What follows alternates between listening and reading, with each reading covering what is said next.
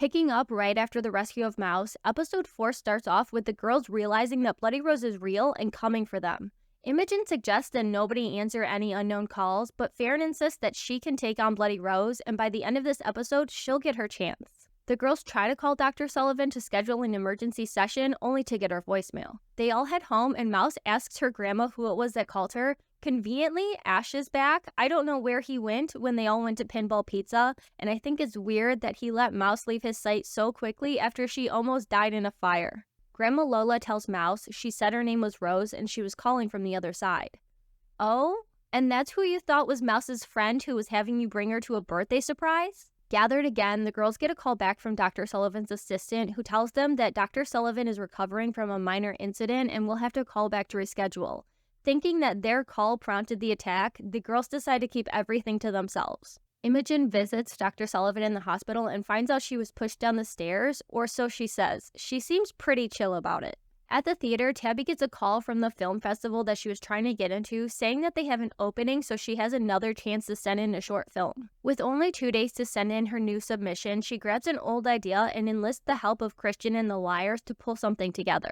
The next day, Noah's on edge at work, and Jen talks her into ditching in the middle of their shift to go sneak into a rich dad's house. They hang out and play pool and take shots and hang out in the pool, and when Jen tells Noah that her dad is a pharma bro who profits off the medication that their moms get addicted to but won't pay for her mom's rehab, Noah suggests that they steal one of his Rolexes to sell.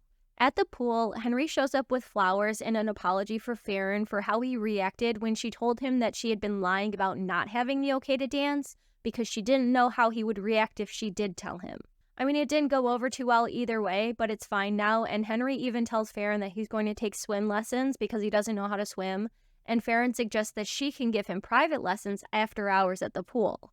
But that night, their private lessons don't last long as Kelly shows up with Greg, originally having planned to go skinny dipping to get back at her mom, who she saw getting uncomfortably close with Pastor Malachi. Hypocrite much?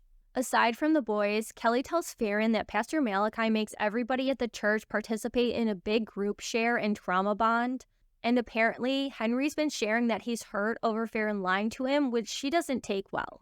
When Kelly gets home from swimming, her mom questions her and then loses it and calls her a sinner and locks her in a weird prayer room all night. It feels very Carrie, it feels very Angela Waters, it feels very weird that they're doing this again.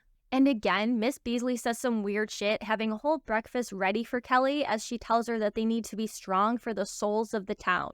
What does that mean? Imogen gets a call from Estelle's dad needing a babysitter, and when he later calls to tell her he got an alert about an open window, she calls over Johnny for company.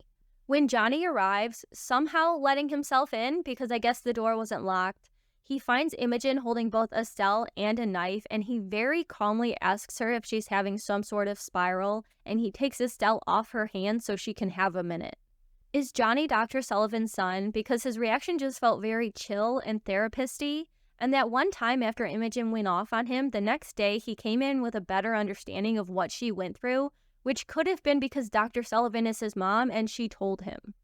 When Imogen calms down, he reassures her that he's there for her, and they almost kiss, but Estelle's dad calls having seen Johnny on the Ring camera, so Johnny says he'll wait outside. And he actually does wait in his car all night, so Imogen comes out the next morning and they kiss or whatever. At work, because she somehow didn't lose her job, Noah gets a call from an unknown number and she answers it even though they all said they wouldn't, and it turns out to be Jen who's in jail because her dad called the cops on her. Noah turns to Sean because she doesn't have anybody else, and even though Jen's bail is $2,000, which is a lot of money, he doesn't hesitate to help. So Noah thanks him by immediately cheating on him with Jen, which we all knew was coming, but that doesn't make it any less infuriating because you know you can have a bi character that doesn't cheat, right? Whatever. So Mouse calls the girls to meet her at the tent city by the old bridge so they can look for Rose Waters, and of course, Ash isn't there because they split up, Mouse's idea, and Faran doesn't answer the call, so the 4 liars ask around until someone points them in Rose's direction.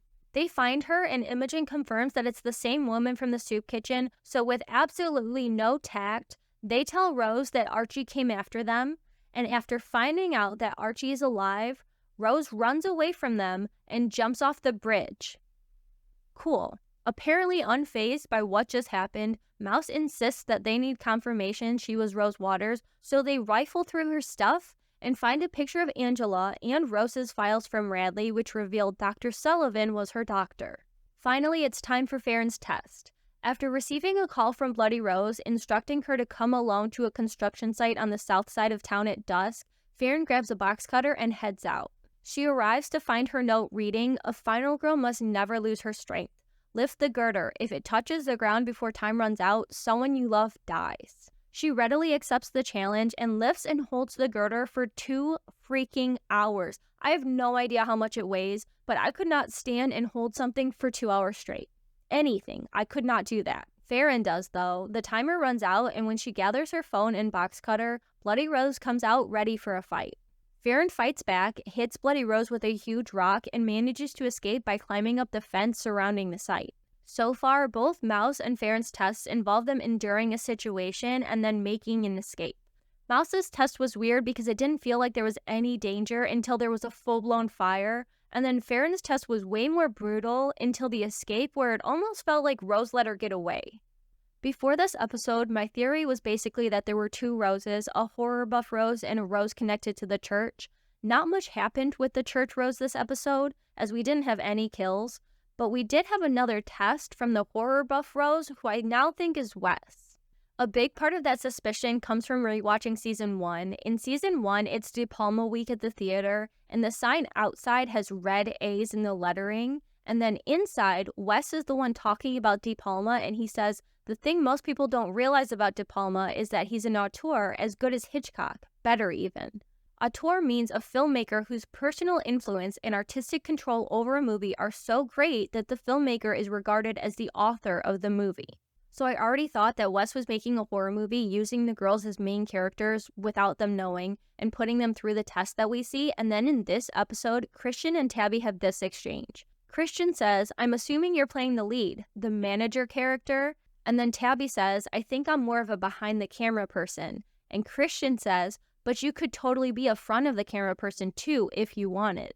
So what if manager Wes is authoring this movie with the girls, the final girls, working behind the camera to orchestrate the tests, while also being in front of the camera as Bloody Rose himself? Having gone back to Season 1 and been reminded of how creepy and awful he was, it renewed my suspicions of him. I know some people suspected him of being A in the first season, but then he wasn't, so it's almost like that clears him of being a suspect in this season in favor of a new character like Christian, but that actually makes him a good suspect because you wouldn't suspect him. I don't know, is that crazy? Let me know any theories you have or any clues you've noticed down in the comments. I know some people suspect... I've said the word too many times, it's not a real word anymore. I know some people suspected. I know some people suspected. I said it too many times. It's like spooky spaghetti, spooky spaghetti, spooky spaghetti.